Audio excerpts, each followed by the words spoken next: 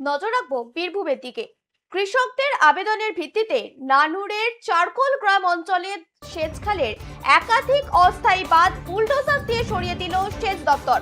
অভিযোগ, খালের বিভিন্ন অংশে বাঁধ তৈরি করেছে, মাছ চাষ চলছিল, আর যার ফলে জল প্রবাহ ব্যাহত হচ্ছিল। শুক্রবার সেচ দপ্তরের কর্মীদের উপস্থিতিতে বাঁধ সরিয়ে খালের স্বাভাবিক জলপ্রবাহ ফেরানোর উদ্যোগ নেওয়া হয়।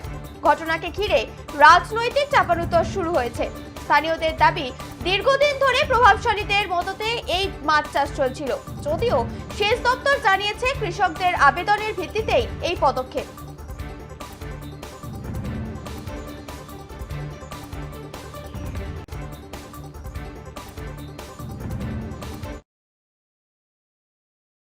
ক্যানেলের বাঁধ থেকে মাটি সরানো হচ্ছে।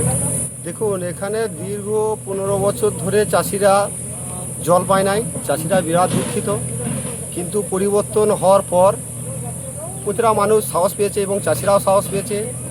সেই জন্য আমাদের কাছে রিকোয়েস্ট করেছিল, চাষিরা এসেছিল। সেই জন্য আমরা সেচ দপ্তর, প্রশাসন এবং বিডিও অফিসে আমরা দরখাস্ত লিখে জমা দিই। সেই পরিপ্রেক্ষিতেই আজকে অফিস থেকে গাড়ি এসে এটা কাটার ব্যবস্থা করা হচ্ছে এবং আজকেই আশা করছি জল চাষিরা পাবে।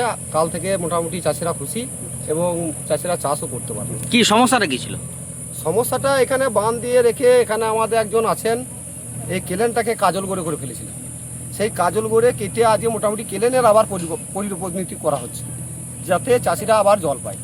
কি পদ্ধতিতে অপব্যবহার করা হতো? কি পদ্ধতি? এখানে মাছ চাষ করা হতো, মানে বাঁধ দিয়ে জল স্টক করে মাছ চাষ করা হতো। মাছ চাষ করা হতো। আর কতদিন ধরে করতে? এটা 15 বছর ধরে চলছে।